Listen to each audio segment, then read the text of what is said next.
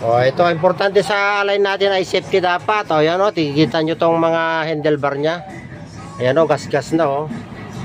Ang delikado niyan pagka kumabig yan oh, ayan oh, oh, sasabit na. Oh, ayan, sasabit. Pag may karga yan, lalo na yan, papasok na yan. Kaya importante sa pag-align ay safety. Huwag mo na tingnan yung forma. Tulad nito kasi nakagitna. Ayan, ang gagawin natin, ilabas natin ngayon ng mga uno media. O, tanggalin mo yan, brother, yung tornilyo.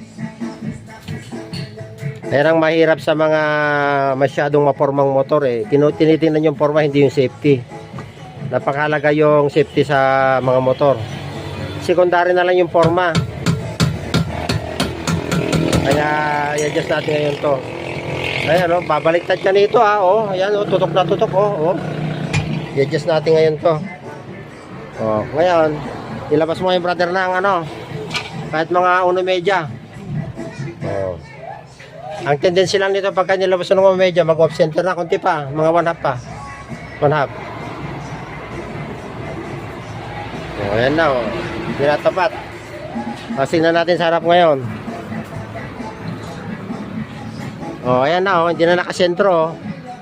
Oh, hindi na nakasentro ngayon. Pero importante, safety na siya. Safety na. Okay lang.